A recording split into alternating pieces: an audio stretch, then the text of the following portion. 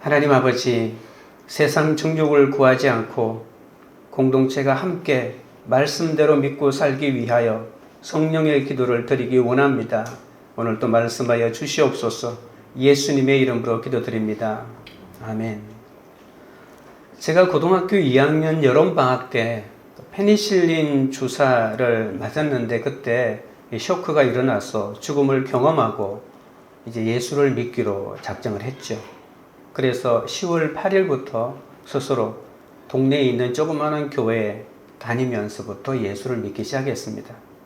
그리고 얼마 지나지 않아서 폐결핵이 발견되어서 1년 동안 학교를 휴학할 때였습니다.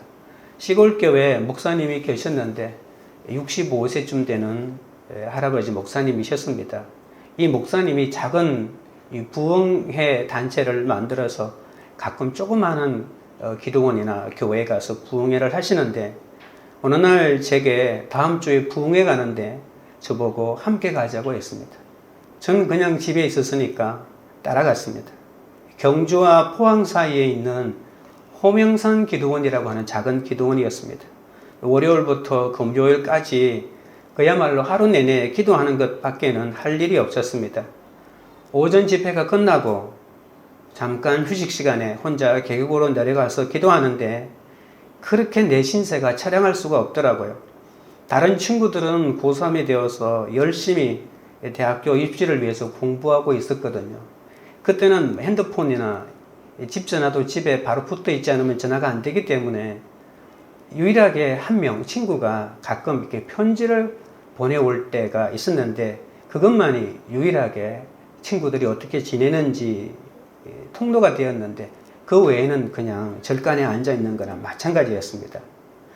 나만 이렇게 산골짜기 속에 들어와서 있다는 것이 앞으로 내 인생이 어떻게 될까, 내 인생이 이렇게 산 계곡처럼 막혀 있겠다 싶어서 계곡 아래쪽을 향해서 주여라고 이렇게 요란하게 소리치면서 울면서 기도했던 기억이 납니다.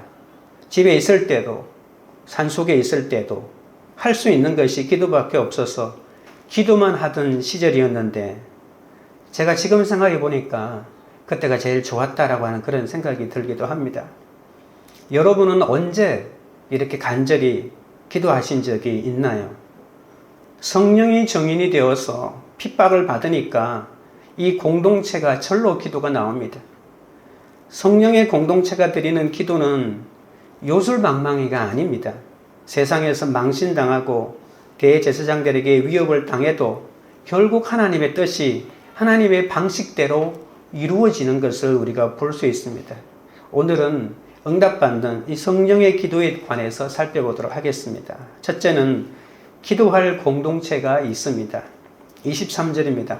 사도들이 노임에 그 동료에게 가서 제사장들과 장로들의 말을 다 알리니 오순절날 성령 세례를 받은 베드로와 요한은 이 사도의 직무를 감당하기 위해서 날이면 날마다 쉴 틈 없이 헌신하였죠.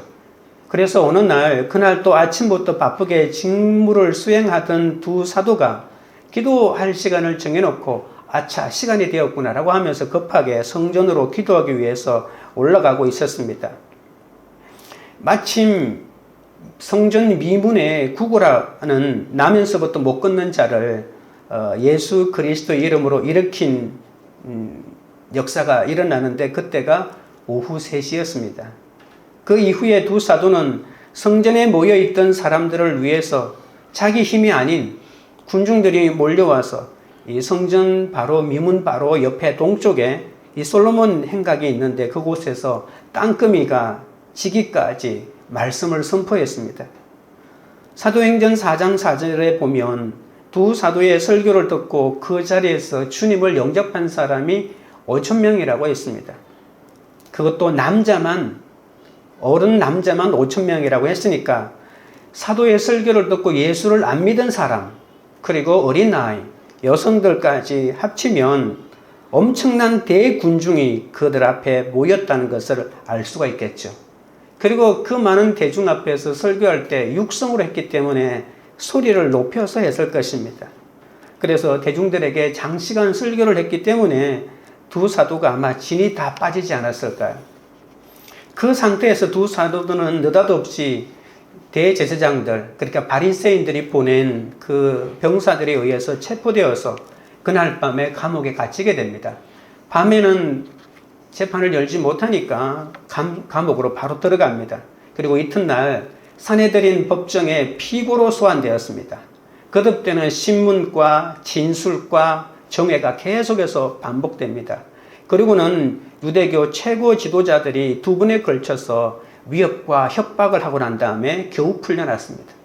여러분, 그 순간이야말로 지칠 대로 지친 두 사도에게는 그 어느 때보다도 아무도 없는 곳으로 혼자 가서 잠을 자거나 쉬고 싶지 않았을까요? 자기 자신을 추스러야 할 시간들이었을 것입니다. 그런데 이 두 사도 베드로와 요한은 석방되는 그 순간에 자기 중심적으로 시간을 보내지 않고 그 순간에 동료들이 모여있는 공동체로 달려갑니다. 아마도 잡혀 들어갔다는 소식을 듣고 이 두 사도를 위해서 얼마나 많이 그 공동체에서 기도를 했겠습니까?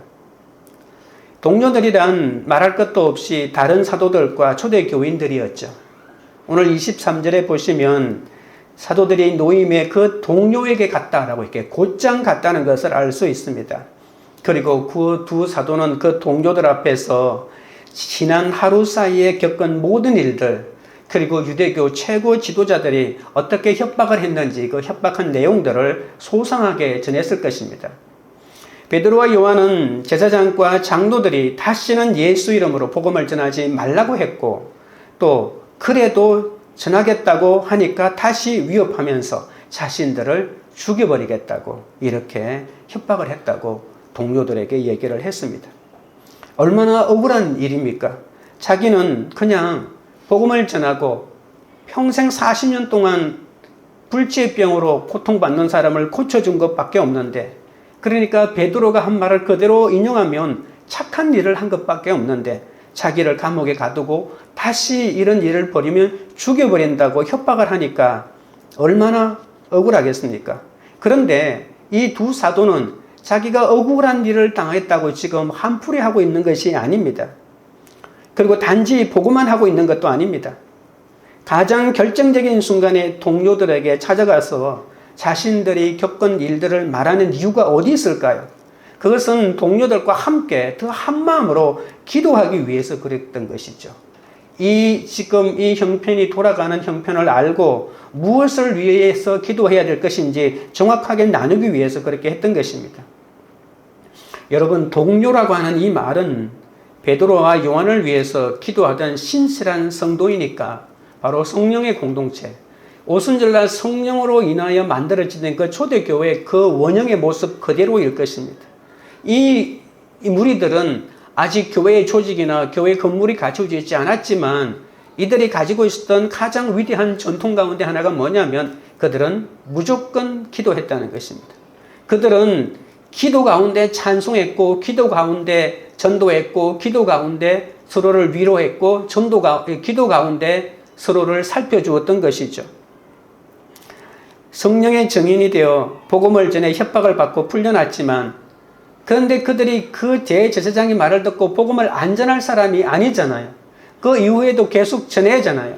혼자 전하는 것이 아니고 교회가 하나 되어서 전해야 되기 때문에 이 중요한 문제를 풀어나가는데 어떻게 풀어나가느냐? 기도했다는 것입니다.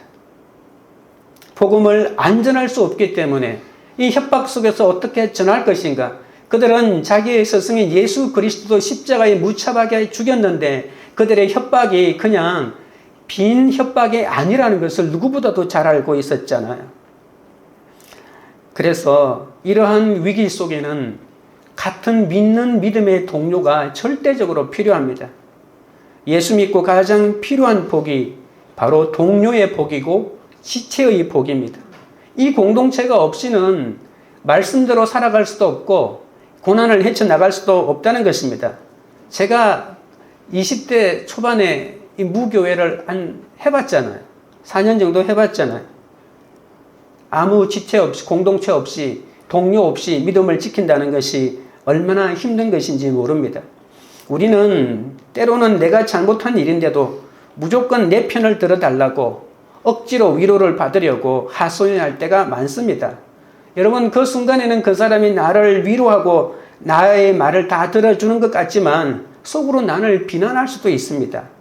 우리는 인간적인 위로보다는 이 성령의 기도를 할 수 있는 이 공동체와 함께 더 권한적인 하나님의 위로를 받아야 될 일이 얼마나 많은지 모릅니다.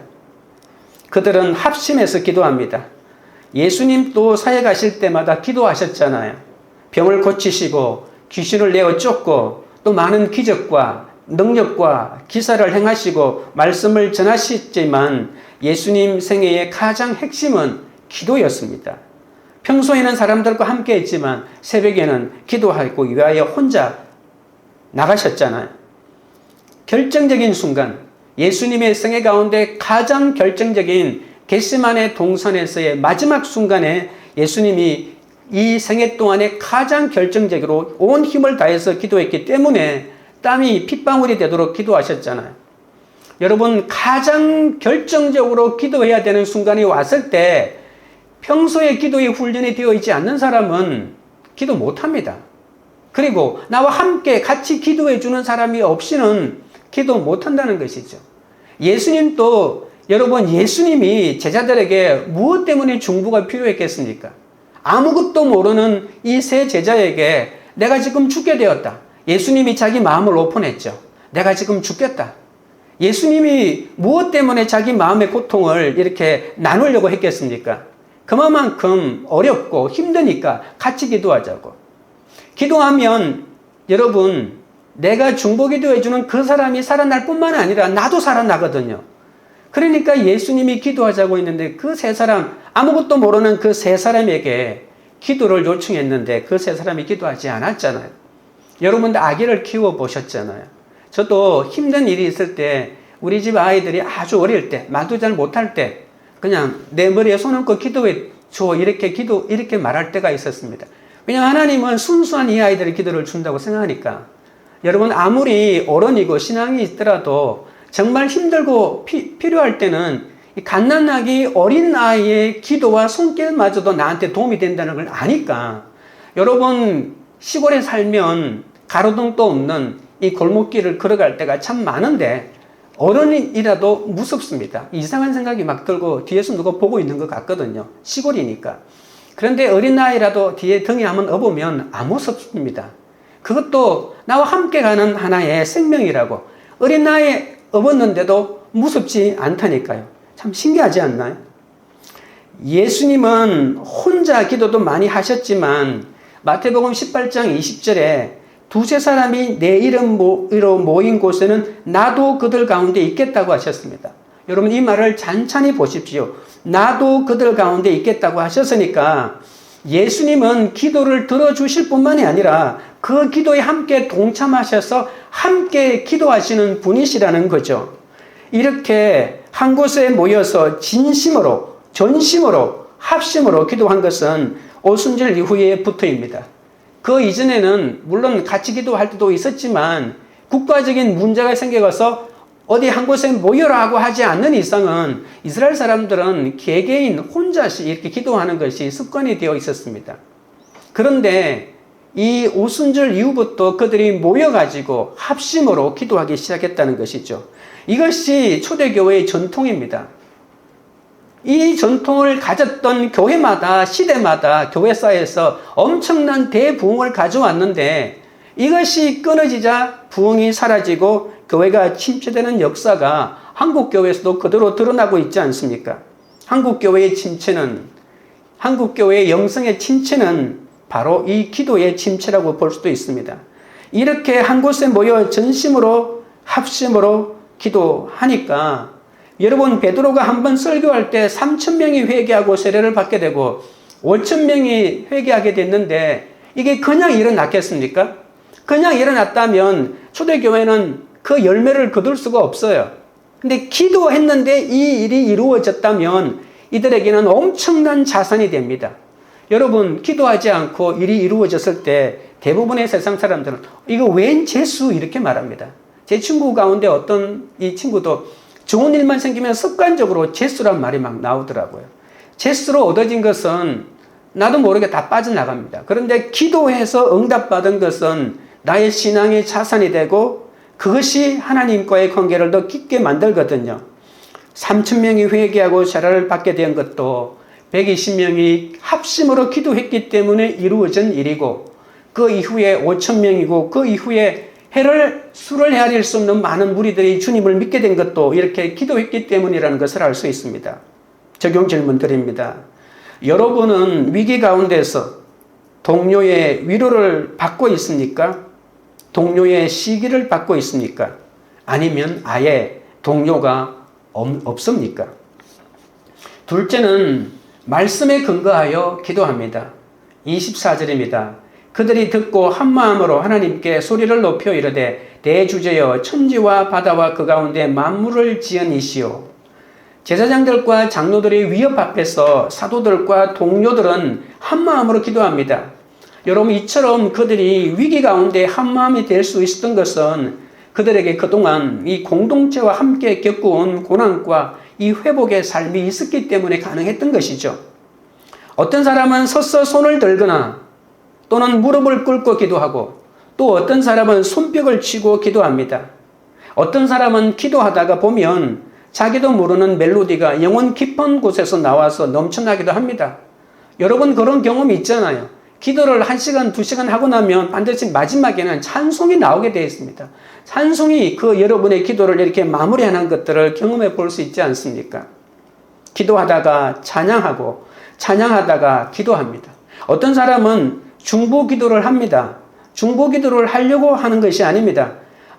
오래 기도를 하다 보면 나와 아무 상관이 없는 사람이 생각이 나고 그 나라가 자꾸 생각이 납니다. 그래서 그 나라를 위해서 기도하지 않으면 견딜 수가 없고, 그 사람을 위해서 기도하지 않으면 견딜 수 없는 그런 상황이 있기도 합니다. 이것이 바로 중보 기도입니다. 어떤 일을 위해서 기도하고 싶지 않을 때도 하나님이 기도를 시킵니다. 그래서 기도의 능력은 하고 싶지 않을 때 기도하는 것입니다. 여러분, 기도하고 싶지 않을 때 하나님이 기도해야 되겠다는 마음의 부담감을 주었을 때는 진짜 중요한 기도니까 어떤 식으로든 반드시 기도를 해야 됩니다. 기도는 미리 하는 것이 중요합니다. 기도하고 난 다음에 아무 일이 일어나지 않았다 하더라도 우리는 지금 우리나라 전체 국민이나 전 세계적으로 미리 예방 백신을 맞는 것이 얼마나 중요하다는 것을 느끼고 있지 않습니까? 기도도 마찬가지입니다. 기도는 미리 하는 겁니다. 이렇게 한마음으로 드리는 공동체의 합심 기도 속에서 중보 기도가 터져 나오는 거죠. 이 모든 기도는 바로 영적 전쟁을 위한 기도입니다. 합심하는 기도 속에서 치유가 일어나고 병이 낫습니다. 그들은 또한 소리 높여 기도한다고 했죠. 여러분, 합심으로 기도하다 보면 소리 높여 기도하게 됩니다. 이것은 가슴으로 하는 성령의 기도를 말합니다. 여러분, 기도 소리내서 하는 거, 아이고 그건 뭐 대단하다고. 그러나 여러분, 아무나 소리 높여서 기도하고 싶다고 해서 하는 게 아닙니다. 인생의 벼랑길에 서 있는 사람이 어떻게 점잖게 기도할 수가 있겠습니까? 여러분, 제가 지금 말하는 것은, 가만히 기도하는 것은 효과가 없다, 그런 말을 하는 것이 아닙니다. 어떤 사람은 오늘 죽느냐 사느냐, 내 사업이 망하느냐 안 망하느냐, 자녀에게 어떤 인생의 중요한 결정이 났는데 그냥 조곤조곤 기도할 수 없는 순간이 있다, 그런 뜻입니다. 이러한 절체절명의 순간을 지내는 사람들이 우리 가운데도 오늘 있지 않겠습니까? 이런 사람은 소리를 지르지 않으면 견딜 수가 없습니다. 그런 사람들은 산에 가서 나뭇가지를 몇 개씩 뽑아야 합니다. 여러분, 산에 가서 여러분이 잘 알고 있는 그런 시설이 되어 있는 기도원에 가면 기도굴이 따로 있지만, 여러분, 제가 살았던 양산에는 그 고속도로변에 감림산 기도원이라고 있는데요. 그 기도원은 그냥 따로 기도굴이 없이 그 기도원 뒷산이 전체 기도하는 곳입니다. 바위가 있고 땅이 맨들맨들하게 기도를 너무 많이 해가지고 나와 있는데, 여러분, 아무리 흐름한 소나무라도 아무리 잡아당겨도 안 뽑히더라고요. 그래서 막 흔드는 수밖에 없는데, 흔들면 그 솔나무 가지가 머리에 이렇게 덮여가지고 그냥 있기만 하지. 여러분, 나무를 쥐어 뽑을 만큼 간절한 기도는 그 예수님의 겟세마네 동산의 기도와 같지 않겠습니까? 성령 받은 사람은 한 곳에 머물러 있지 못합니다. 그래서 주고 싶고 나누고 싶고 가고 싶습니다. 성령의 생각이 우리 안에 너무나도 강력하게 움직이기 때문입니다. 여러분, 여기서 안전하고 행복하게 사는 것이 하나님의 뜻이 아니라는 생각을 합니다. 그래서 무엇인가 여기에서 폭발하여 하나님의 역사가 열방으로 퍼져나가기를 간절히 기도하면서 더 강력하게 기도하는 것이죠. 그런 마음을 품는 것이 중요합니다. 이 사도행전의 사람들이 바로 그런 사람들입니다. 어떻게 하면 내가 잘 먹고 잘 살까를 이라고 하는 것을 목표를 세워두고 그것을 이루기 위해서 기도한 것이 아닙니다. 예루살렘에 모여서 성령 받고 교회가 구성되었지만 그들의 마음속에는 유다를 생각했고 자기를 그렇게 반대하는, 그리고 자기들이 인간으로도 생각하지 않는 사마리아를 그들이 생각했고 그들이 생각하는 또 땅끝까지 가는 것이 그들의 사명이었고 목표였습니다. 우리가 못하면 다음 세대가 가고 다음 세대가 못 가면 그 다음 세대가 가고, 이렇게 어떻게 했어라도 이 성령의 역사는 절대로 우리 당내에 멈추어서는 안 된다는 이런 생각이 있었기 때문에 그들의 기도가 멈춰지지 않았던 것이죠. 그들은 먼저 하나님의 이름을 불렀습니다. 대주제여라고 이렇게 합니다. 24절 중간에 보십시오. 대주제여라고 하는 이 원뜻은 소유자, 절대 통치자라고 하는 이 원어의 뜻이 있습니다. 여러분, 당시에 눈에 보이는 세상은 온통 로마 황제의 소유고 로마 황제와 이렇게 상무협정을 맺고 유대인들을 마음대로 통치하는 유대교 지도자들 세상 아니었습니까? 그런데 세상 사람들은 그들이 세상을 움직인다고 생각했지만 사도들과 초대교회는 로마 황제와 유대교 지도자를 너머에 있는 이 세상을 진실로 실제로 통치하고 계신 대주제가 계시다는 것을 알고 있었다는 것입니다. 그분이 바로 하나님이십니다. 여러분, 편안할 때는 하나님이 나의 인생을 주관하시는 분이시다라고 하는 고백이 잘 나오겠지만 정말 내가 절 어렵고 힘든 순간에 막닥거렸을 때 이렇게 고백하는 것은 쉽지 않다는 것입니다. 그들은 부활의 예수를 전함으로 재판장에서 핍박을 받았던 사도들 아닙니까? 이들이 풀려나자마자 우주를 통치하시고 지배하시고 섭리하시는 우주의 주인이신 하나님이 어느 때보다도 절실하게 느껴지고 실감이 났다는 것입니다. 그 다음으로 천지와 바다와 그 가운데 만물을 지으니라고 기도합니다. 하나님은 역사를 통치하시고 다스릴 뿐만이 아니라 창조주 하나님이십니다. 하나님이 천지를 창조하시고 인생을 만드신 분이라면 그분에게 모든 해답이 있지 않겠습니까? 하나님이 천지를 창조하시고 내 인생을 만드셨는데 내 인생 가운데서 못하실 일이 뭐가 있겠습니까? 하나님에 대한 최대의 통찰력은 바로 창조주 하나님입니다. 여러분, 성경이 제시하는 인간이란 무엇인가? 세상의 어떤 의학이나 철학과 사상도 제시해주지 못하는 인간에 대한 가장 위대하고 완벽한 정의, 성경은 말합니다. 인간은 죄인이다. 그리고 하나님은 창조주다. 이것만 깨닫는다면 성경의 반은 열렸다고 볼 수가 있습니다. 그것 외에 바로 예수님이 바로 하나님이시다. 이렇게 십자가와 부활을 깨닫는다면 성경을 다 깨달은 것입니다. 그것보다 더 높은 하나님은 없습니다. 창조의 문제는 이 본질과 기원의 문제 아닙니까? 그러므로 하나님께서 천지 만물과 인간을 지으셨다는 뜻은 천지 만물과 인간의 본질이 하나님이라는 그런 뜻입니다. 25절부터 26절입니다. 또 주의 종 우리 조상 다윗의 입을 통하여 성령으로 말씀하시기를 어찌하여 열방이 분노하며 족속들이 흑사를 경영하는고 세상의 군왕들이 나서며 관리들이 함께 모여 주와 그의 그리스도를 대적하도다 하신 이로소이다. 그들이 기도했던 하나님은 바로 다윗의 입을 통하여 성령으로 미리 말씀하신 하나님이시죠. 이 24절부터 26절은 우리가 잘 알고 있는 시편 2편을 인용한 것입니다. 이방 나라들이 하나님의 통치를 인정하지 않고 맨 것을 끊어버리고 결박을 벗어버리고자 분노하며 헛된 일을 꾸민다고 시편 2편이 말하고 있잖아요. 여러분, 세상은 소란스럽게 헛된 일을 꾸미고 경영하는데 이 세상의 경영은 근본적으로 하나님을 대적하는 일에 맞춰져 있다는 것입니다. 세상은 무조건 하나님의 통치를 거부하고 하나님이 우리에게 허락하신 이렇게 살아야 한다라고 하는 모든 율법과 말씀을 자신을 얽어매고 있는 동아줄이라고 생각하고 무조건 끊고 하나님을 대적하는 것이 그들의 살 길이라고 생각하고 있는 것이죠. 주님을 떠나서 그 맨 것을 끊고 결박을 벗어버리면 자유로울 것이라고 생각합니다. 더 행복이 자기에게 올 것이라고 여기지만 주님을 떠나면 악하고 음란한 죄인의 본성만 더 깊게 남게 되는 것입니다. 맨 것과 결박은 바로 말씀이요 천국의 가치관 아닙니까?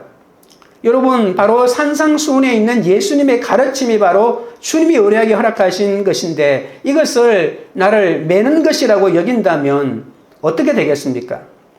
그들은 하나님과 하나님이 세운 새로운 통치자를 대적합니다. 죄인의 본성이 하나님을 싫어하기 때문에 늘 이렇게 하나님을 대적하는 것이죠.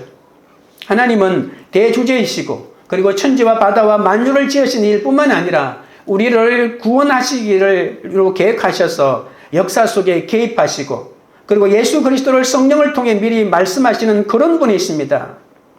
하나님께서는 그리스도께서 핍박받으실 줄을 아셨습니다. 그런데 누가 그리스도를 대적하고 핍박합니까?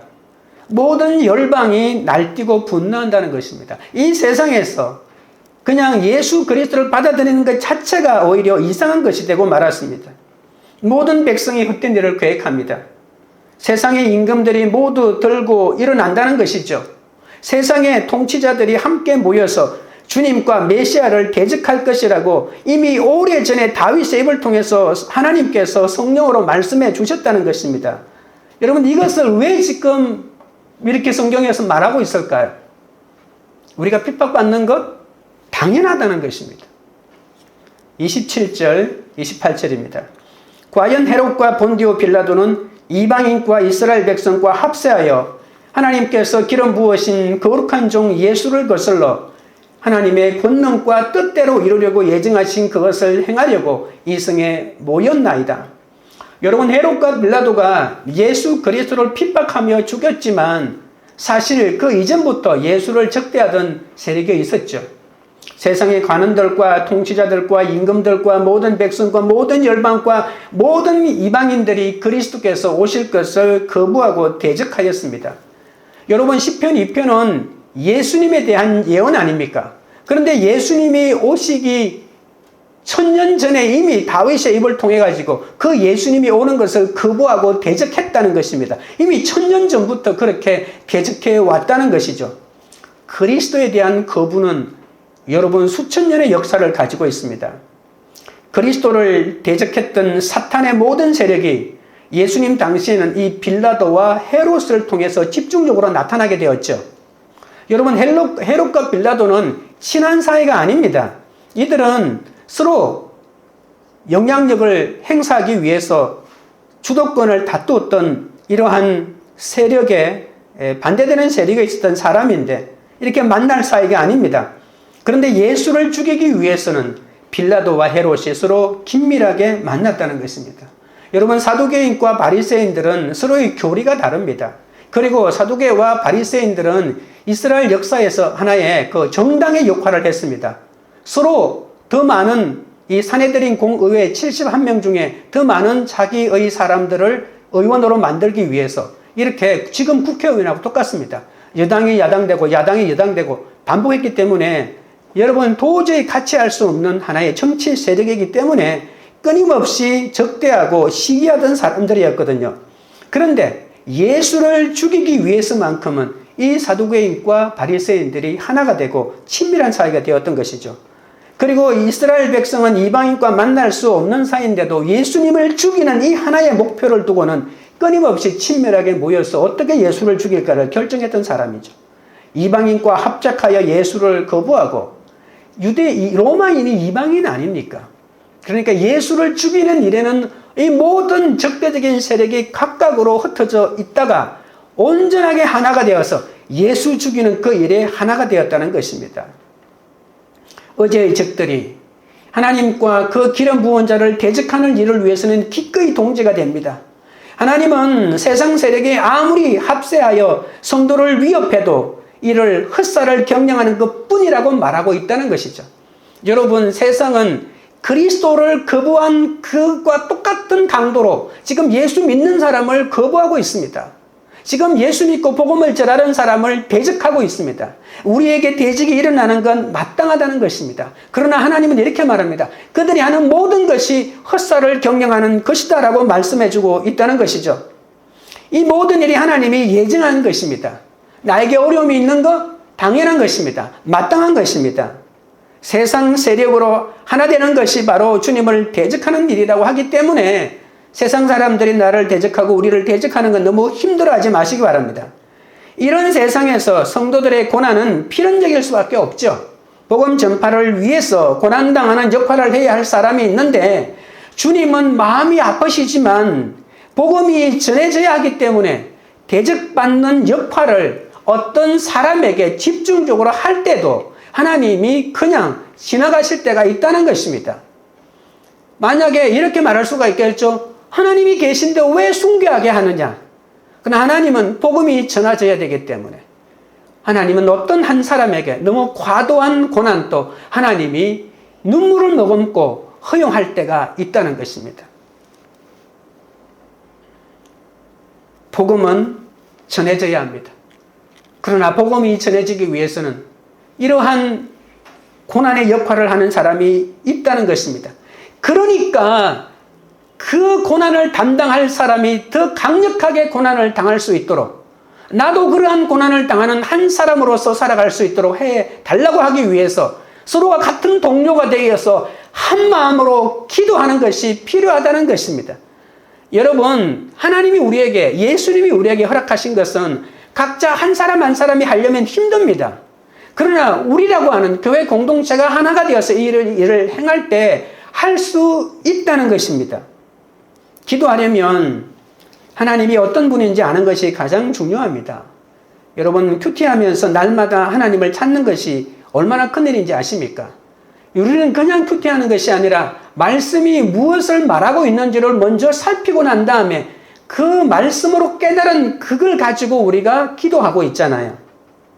하나님은 구원받은 성도를 예정하시고 그 구원을 이룰 십자가 사건도 예정하신 분이십니다. 사람이 자기 의지를 갖고 하나님을 거역한 것처럼 보일지라도 결국은 모두 하나님의 섭리로 이루어진다는 것입니다. 도저히 복음을 받아들이지 않는 내 주위에 있는 사람들 실망하지 마시고 좌절하지 마시고 50년 60만 년을 내 말을 안 듣다 할더라도 끝까지 포기하지 말라는 것입니다. 하나님의 계획이 있다는 것입니다. 그 하나님의 계획을 믿고 끝까지 내가 고난받고 어려움을 당하고 수치를 당하고 조롱을 당한다 하더라도 그 길을 걸어가야 된다는 것입니다. 나 혼자 못 가잖아요. 누군가가 나를 위로해 줘야 되잖아요. 교회 공동체가 서로 동료가 되어서 위로해 줘야 된다는 것입니다. 같이 울어주고 같이 웃어주고 내 위로를 나눠주고. 여러분, 제가 목회자로서 여러분 장례식 때 어떻게 이렇게 좀 멋진 설교를 할까 고민한 적이 있는데요. 제가 이제 설교를 듣는 입장에 가보니까 나하고 너무 가까운 사람이 그런 고난을 당했을 때 같이 이제 말씀을 듣는 입장에 있었는데 제가 아주 희한한 걸 발견했습니다. 장례식장에서는 어떤 말도 은혜가 되고 위로가 된다는 걸 깨달았습니다. 장례식장에 나갈 때 목회자가 무슨 말을 할까 고민할 필요가 없습니다.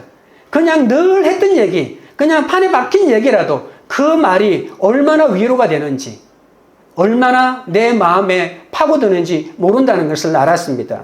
여러분, 교회 공동체 안에서는 그냥 내가 손 내미는 눈빛 하나라도 그 사람이 위로받는다는 것입니다. 이렇게 우리는 함께 연대하고 함께 동료의식을 느끼고 지체의식을 가지지 않으면 이 복음 전파는 불가능합니다. 그래서 하나님은 우리가 함께 있을 때 이것이 가능하도록 만들어졌기 때문에 여러분, 이 세상에서 가장 위대한 사람은 바로 이 우리가 있는 사람입니다. 아무리 똑똑해도 나 혼자 할 수 있다고 생각하는 사람은 여러분, 이 우리가 있는 사람 앞에 이길 수가 없는 것이죠. 헤롯과 빌라도, 이방인과 백성이 합세한 이 큰 고난은 이 공동체가 한 마음이 되어야만 견뎌낼 수가 있다는 것입니다. 예수님을 잘 믿고 하나님이 서시고자 하는 사람에게는 어쩔 수 없이 악한 자들이 일어나서 대적한다는 것입니다. 대적자들은 하나님의 말씀을 내 길의 등불로 여기기는커녕 나를 얽어매는 사슬이라고 여깁니다. 우리는 하나님이 허락하신 질서에 순종해야 합니다. 이 질서에 매여 있는 것이 고통스럽고 어리석게 보여도 내가 지금 이거 안 하면 너무나도 편할 것 같은데 하나님은 그 말씀의 동아줄을 나에게 준 것은 그 말씀의 동아줄을 내가 질서라고 생각하고 그 질서의 순종에 때를 지나는 것입니다. 지금은 어머니의 때를 살아야 되고 지금은 며느리의 때를 살아야 되고 지금은 밑에 있는 부하의 때를 살아야 하는 것이죠. 그 때를 지나십시오. 그 때를 순종하고 잘 지나면 하나님이 나에게 그 멍에를 풀어주시고 하나님의 사명을 감당하도록 더 깊은 것을 허락해 지는 것입니다. 세상의 지위와 권력을 가진 자일수록 자기 힘으로 하나님이 주신 결박을 멍해라고 여기고 벗어버리기 위해서 저항합니다. 우리는 주님이 각자에게 주신 환경을 피하는 것은 예수님을 끊는 것과 같습니다. 변하지 않는 내 환경 때문에 수고하고 무거운 짐진 자가 되어 주님께 가는 것이 참된 해결책입니다. 나에게 수고하고 무거운 짐이 없으면 우리는 하나님께로 갈 사람이 아닙니다. 여러분, 우리는 잘 먹고 잘 사는데도 주님을 찾을 그런 사람이 아닙니다. 우리는 모두 세상으로 달려갈 사람입니다. 그런데 하나님이 그것을 아시고 나에게 무거운 짐을 나에게 지워주니까 우리는 나와 똑같은 고난을 당하는 자에게로 주님에게로 갈 수밖에 없는 것 아닙니까? 그런데 여러분, 이것이 가장 위대한 해결책이라는 것을 아셔야 합니다. 세상의 방해 때문에 실패한 것 같은 나의 신앙생활마저도 하나님께서 승리로 이끌고 계시다는 것을 믿으시기 바랍니다. 적용 질문 드립니다. 이런 위기와 핍박 속에서 말씀대로 기도하십니까? 헛된 것을 경영하시며 정욕으로 기도하십니까? 셋째는 담대한 복음 증거를 위하여 기도합니다. 29절입니다. 주여 이제도 그들의 위협함을 굽어 보시옵고 또 종들로 하여금 담대히 하나님의 말씀을 전하게 하여 주시오며 예수 그리스도를 믿으려 하는 자는 누구든지 이런 위협과 고난 속에 있다는 것이죠. 이제 오늘 본문의 맥락을 아시겠죠? 이것은 사도행전 때만 있는 것이 아니고 지금도 누구든지 예수 그리스도를 믿으려고 하면 이러한 핍박이 있다는 것입니다. 그리스도를 적대하고 거부하고 반대했던 그 영이 바로 헤롯과 빌라도, 바리새인과 서기관뿐만이 아니라 지금도 내 가족을 통해서 또는 직장 상사를 통해서 또 누구를 통해서 나에게 지금 또 현존한다는 사실입니다. 이런 고난과 위협 속에서 초대교회는 두 가지를 했는데 우리가 초대교회를 뭐를 했는지가 중요하겠죠. 우리도 그렇게 하면 되니까요. 하나는 복음을 전하는 능력을 위해서 더 기도합니다. 고난이나 위협을 피하게 해달라고 기도하지 않았다는 것입니다. 위협이 여전히 있지만 그 속에서 그들이 포기와 변명하지 않고 오히려 그리스도의 복음을 담대히 전할 수 있는 담력과 능력을 달라고 기도했다는 것입니다. 여러분, 오늘 본문에 위협함을 굽어 보시고라고 하는 말이 있죠. 이 말은 고난을 감해달라는 말이 아니잖아요. 고난받는 자신들을 하나님께서 지켜주시고 돌봐달라는 말입니다. 굽어 보시고라고 하는 말은 어떤 사물에 대하여 눈을 떼지 않고 응시하는 것을 말합니다. 한순간도 나를 향하여 눈을 떼지 마시고 나를 봐달라는 그런 말입니다. 복음을 위해서 위협에서 건져달라는 것이 아니라 오히려 그 고난 가운데서 서로 죄를 고하며 자신들이 병이 낫기를 기도하고 간증하며 담대히 복음을 증거하기를 원하는 것이죠. 여러분, 복음 전하는 게 뭐 대단한 기도냐고 하겠지만 여러분, 복음을 전하기 위해서 하나님이 내 병을 고쳐주시고요. 복음을 전하기 위해서 하나님이 내 오래된 문제를 풀어주시고 자식을 하나님이 책임져 주시고 물질도 복음 전하기 위해서 해결해 주신다는 것입니다. 물질을 위하여 자식을 위하여 살아가면 하나님이 그런 것들을 막으시지만 복음을 위하여 살아가면 뜻하지 않게 그런 문제가 풀려나간다는 것입니다. 여러분, 오늘 본문에 예수님이 얼마나 병든 자를 많이 고쳤습니까? 그러나 복음을 위하여 살면 하나님은 나를 건강하게 만들어주지 않겠습니까? 물질이 있어야 복음을 전하지 않겠습니까? 하나님이 내 길을 열어주시지 않겠습니까? 하나님은 우리를 무조건 가난하게 만들고 무조건 쪼들리게 만들고 무조건 밑바닥 생활하기를 원하지 않습니다. 하나님은 우리가 당신의 뜻대로 살아갈 때 우리에게 감당할 수 없을 만큼 허락하시고 채워주시는 그런 분이십니다. 그래서 우리가 이런 위협 자체가 복음을 전하기 위해서 일어난 사건이라는 것을 아시고, 하나님이 나에게 이런 위협을 주시는 것은 하나님이 나에게 필요한 것들을 이제서 하나님이 채워주시고 그리고 복음을 전하게 하시는구나 라고 하는 것을 깨달으셔야 되는 거죠. 신학을 공부하고 교회를 개척하는 것은 복음을 전하여 영혼을 살리겠다는 이런 쉽지 않은 길을 스스로 선택한 것이잖아요. 그런데 교회를 개척하면서 맨날 부족한 것만 채워달라고 합니다. 하나님, 돈이 없습니다. 사람이 없습니다. 뭐가 없습니다. 뭐가 없습니다. 그러면 하나님께서 듣다 못해, 얘야, 네가 매일 그렇게 물질 문제를 해결해 달라고 하니까 내가 간단한 방법을 내가 알려주마. 목회 때려치워라. 그죠? 때려치우면 되잖아요. 때려치우고 돈 벌면 되잖아요. 모든 문제가 다 해결됩니다. 우리가 개척한 것, 묵고 사는 문제 해결하려고 이게 한 거 아니잖아요. 그런데 맨날 기도가 하나님 이거 부족합니다. 저거 부족합니다. 물론 하나님이 그렇게 한 거 기도 응답해 주시겠지만 그렇게 해서 늘 자신의 필요를 채워줄 그런 문제에 집착할 바에는 여러분 차라리 다른 일을 하는 게 낫다는 것입니다. 하나님은 내 상황을 하나님의 주권으로 볼 수 있을 때까지 들으시기를 원하십니다. 그러므로 우리가 기도 가운데 끊임없이 구해야 할 것은 이 위협을 제거해 달라는 것이 아니라 그 위협 속에서 담대함을 달라는 것입니다. 그리고 내가 복음을 위하여 끝까지 고난을 잘 감당해 내도록 기도를 부탁하는 것이죠. 순간적인 어려움 때문에 구원을 이루기 위해서 다가오는 고난을 분별하지 못하고 무조건 고난을 거부하다 보면 이 하나님 나라를 놓칠 수가 있다는 그런 뜻입니다. 그러므로 고난 속에서도 우리가 담대함을 유지하기 위해서는 반드시 하나가 있어야 되는데 기도해야 된다는 것입니다. 이 고난이 진짜 내가 받아들여야 될 고난인지 피해야 될 고난인지도 기도할 때 분별할 수 있다는 것입니다. 사도 바울은 에베소서 6장 19절에 이렇게 말합니다.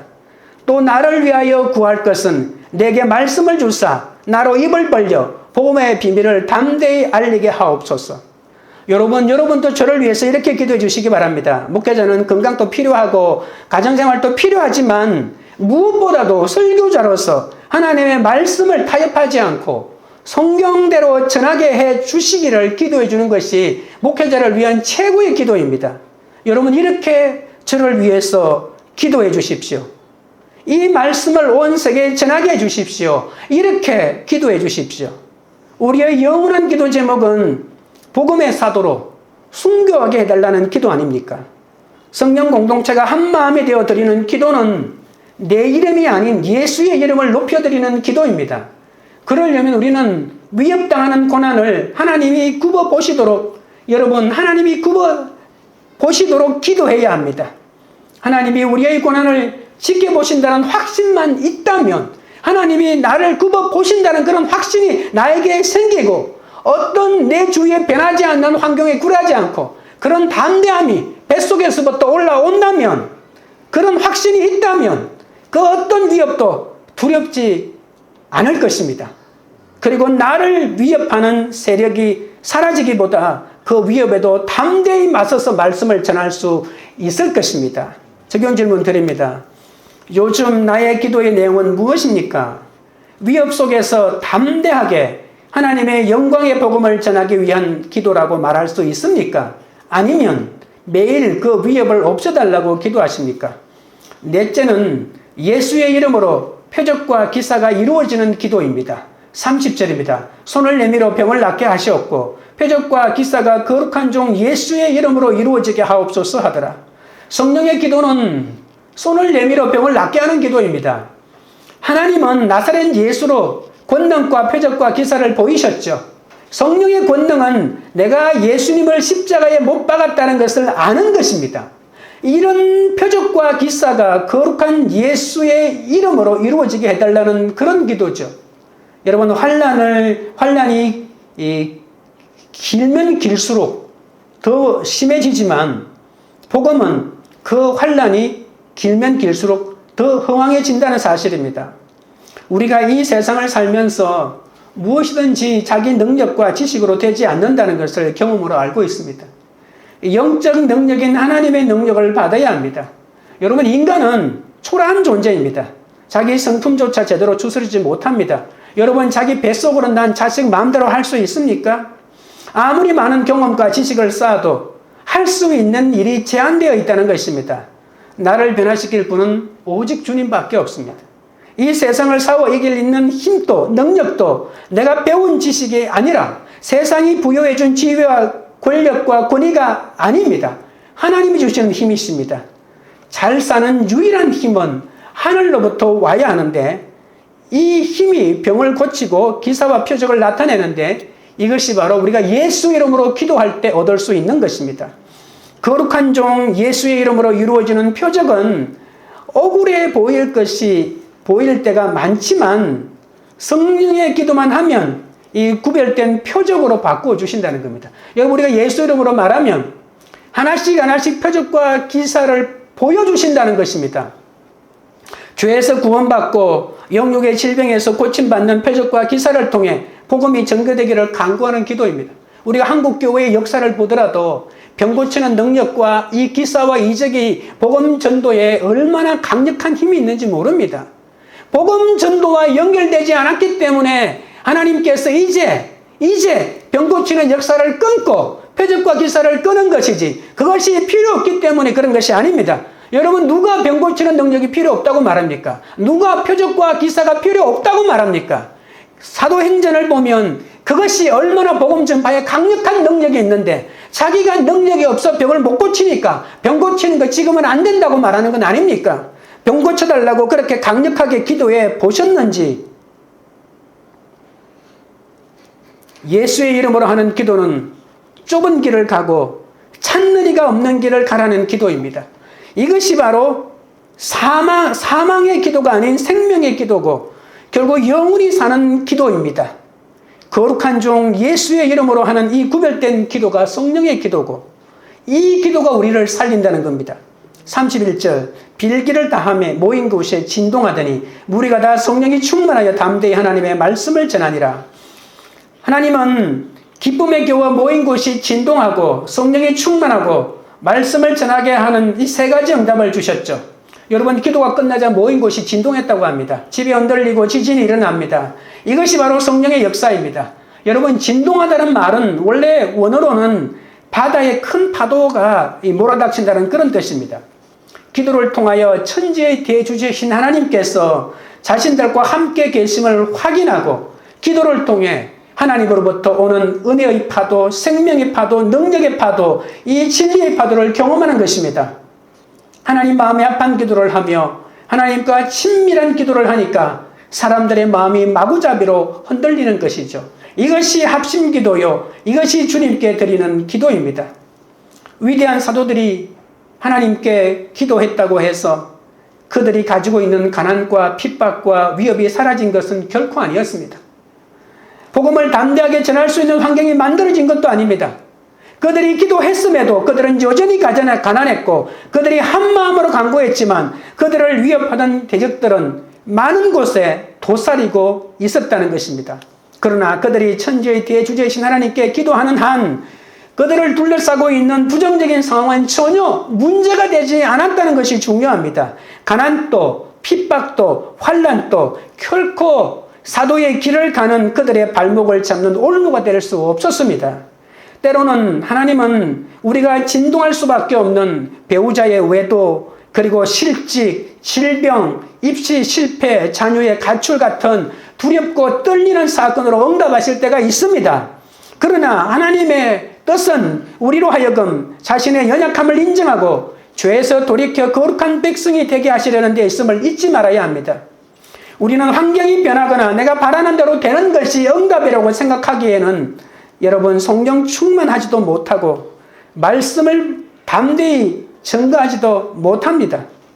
여러분, 기도 응답은 어떤 일의 결과가 아닙니다. 바로 내 인생의 주인 되신 하나님께 기도하는 것 자체가 응답입니다. 문제 해결이 아닌 이타적인 마음으로 구원을 위해 이 성령의 기도를 해야 합니다. 이렇게 모두가 동료가 되어 말씀으로 기도해주는 성령의 기도를 하니까 예수 이름으로 이루어지는 권능과 기사와 표적이 이 생명의 기도로 응답이 되는 것입니다. 성도 모두가 힘든 상황 가운데에서 양육을 받아 말씀으로 삶을 잘 살아내면 반드시 승리하게 됩니다. 예수 이름으로 그리스도의 이름을 가지면 만유를 품기 때문에 나의 모든 환경에 약재로서 이게 되고 그것이 구원이고 담대함을 이루는 비결입니다. 그렇기 때문에 우리에게 이러한 공동체의 성령의 기도가 더욱더 필요한 겁니다. 적용 질문 드립니다. 갑자기 땅이 진동하는 것처럼 두렵고 떨리는 고난이 나에게 찾아왔습니까? 혹시 그 고난이 그동안 구원을 위해 기도해온 것에 대한 하나님의 응답은 아닙니까? 말씀을 맺겠습니다. 응답받는 기도는 공동체 동료와 함께 기도하는 것입니다. 응답받는 기도는 말씀에 근거하여 기도하는 것입니다. 또한 담대한 복음 증거를 위하여 기도합니다. 응답받는 기도는 예수의 이름으로 표적과 기사가 이루어지는 기도입니다. 성령님은 우리에게 이 영적인 능력을 주셔서 이 능력으로 가정을 살리고 나라를 살리고 더 나아가 북한과 중국을 변화시키고 열방마저 그리스도의 나라로 만드는 이러한 사명을 감당하기를 원하십니다. 우리 찬양 드리고 기도하도록 하겠습니다.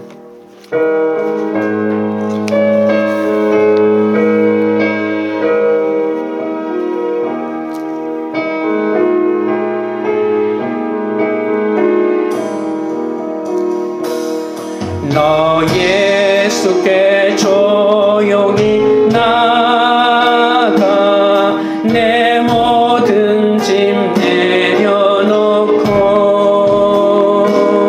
주 십자가 사랑을 믿어 죄사함을 너 받으라. 주 예수께 조용히 나가 내 마음을 쏟아놓으라. 너를 미리 보시는 주니 그 은혜를 베푸시니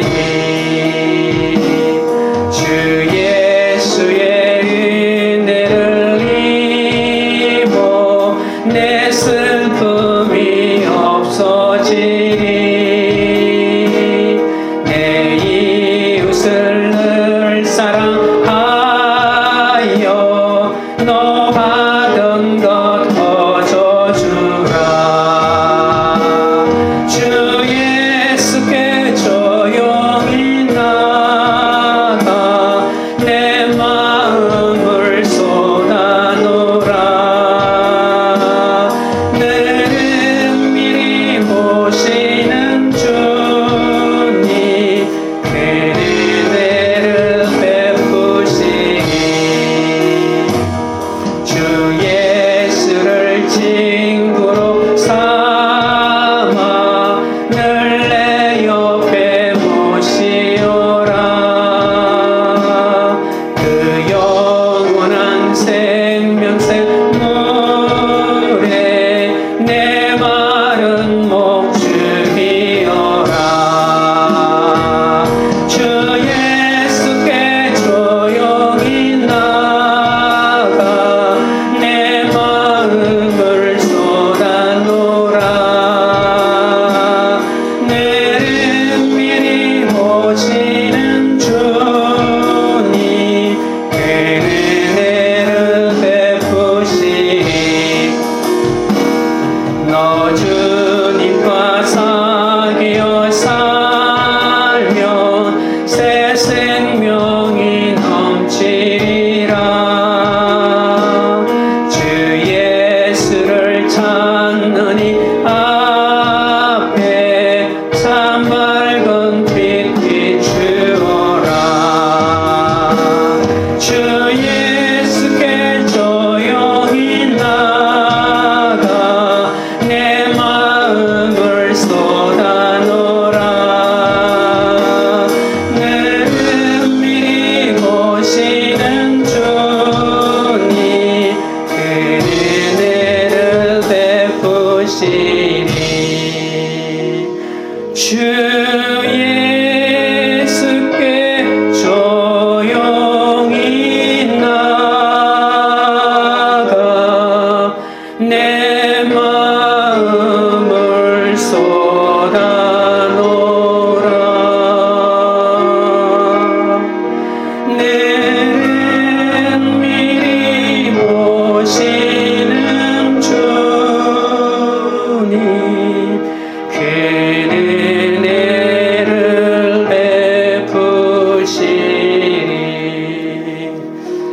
기도하실 때 어렵고 힘든 위기 가운데서도 동료와 위로를 주고받으며 함께 기도하게 해달라고 기도하시겠습니다. 세상의 헛된 것을 경영하며 정욕으로 기도하지 않고 위기와 핍박 속에서도 말씀대로 기도하게 해달라고 기도합니다. 위협 속에서 담대하게 하나님의 영광의 복음을 전하기 위해 기도하게 해달라고 기도합니다. 갑자기 땅이 진동하는 것처럼 두렵고 떨리는 고난이 찾아와도 나를 죽이려는 것이 아니라 그 고난이 그동안 구원을 위해 기도해온 것에 대한 하나님의 응답임을 알게 해달라고 우리 주의 세 번 부른 다음에 기도하며 주께 나아가겠습니다. 주여 주여 주여. 거룩하신 하나님 우리 아버지여, 어렵고 힘든 위기 가운데서도 함께 기도할 수 있는 동료를 허락하시니 감사합니다. 그들과 함께 위로를 주고받으며 상처를 주고받으며 함께 공동체 안에서 기도할 수 있도록 역사하여 주시옵기 바라옵나이다. 세상의 헛된 것을 경영하기 위하여 이기고 이기려고 하지 않게 하여 주시고 정욕으로 설려고 기도하지 않게 하여 주시고 위기와 핍박 속에서도 말씀대로 아버지 하나님 기도하게 해 주시옵소서. 아버지 하나님, 위협 속에서도 담대하게 하나님의 영광의 복음을 전하기 위하여 기도할 수 있도록 역사하여 주옵소서. 갑자기 땅이 진동하는 것처럼 두렵고 떨리는 고난이 찾아온다 할지라도 이것은 나를 죽이려는 것이 아니라 그 고난이 그동안 구원을 위해 기도해온 것에 대한 하나님의 응답임을 알고 담대하게 나아갈 수 있도록 우리 아버지 하나님 역사하시고 우리 아버지 하나님 지켜주시고 우리 아버지 하나님 인도하여 주시옵소서. 하나님 아버지여, 지나온 인생을 생각하면 원하든 원하지 않든 성령의 증인이 되어 이 길을 올 수 있었던 것은 많은 지체들이 서로 동료가 되어 서로 웃고 웃는 위로를 주고받았기 때문에 가능했던 일임을 고백하고 감사드립니다. 그러나 초대교회 성도들처럼 한 마음으로 기도하지 못할 때도 많이 있었습니다. 예수님의 이름을 위해 기도하지 못했음을 용서하여 주시옵소서. 연약하여 혼자 기도하기 너무나도 두렵고 너무나도 아버지 하나님의 연약하오니 아버지 하나님이여, 동료가 있는 공동체에서 함께 기도하며 주님 앞에 나아갈 수 있도록 역사하여 주시옵소서. 이 세상에서 이기고 또 이기려고 온몸을 상해가면서 정욕으로 설려고 구하는 기도를 이제는 멈추게 하여 주시옵소서. 십자가를 길로 놓고 말씀대로 기도하게 하여 주시기를 원합니다. 온갖 위협 속에서도 담대하게 복음을 전하기 위하여 내 숨은 죄마저도 고백하며 병이 낫기를 기도하게 하시고 하나님 복음의 영광을 위하여 기도하게 하여 주시기를 원합니다. 주여, 내가 바로 주님을 십자가에 못 박은 자임을 알게 하옵소서. 십자가의 주님을 내가 죽였음을 잊지 않도록 하나님 역사하여 주옵소서. 성령의 기도를 해야 하는 이 위기 속에서 아버지 하나님이여, 위기가 없어지는 것이 응답이 아니라 위기 속에서 복음을 더 잘 전할 수 있도록 주여 역사하여 주시기를 원합니다. 공동체와 함께 동료와 함께 성령의 기도를 드릴 수 있도록 역사하여 주시고 도와주시옵소서. 관계 우리들 교회가 사도행전의 교회가 되기를 원합니다. 성령의 능력으로 옷 입게 하여 주시옵소서. 성령으로 충만하게 하여 주시옵소서. 담대하게 하나님의 말씀을 선포하게 하여 주옵소서. 영적인 능력이 풍성하게 내려 주시옵소서. 말씀에 근거하여 하나님 마음과 뜻에 합한 이 성령의 기도를 하는 그런 영적 공동체가 되게 하여 주옵소서. 각자의 환경에서 죄를 고백하며 한 마음으로 기도할 동료가 있게 하셔서 담대하게 복음을 전도하여 이 땅을 살리고 가정이 회복되고 열방을 주께 이끄는 그런 교회가 되도록 역사하여 주시옵소서. 예수님의 이름으로 기도드립니다. 아멘.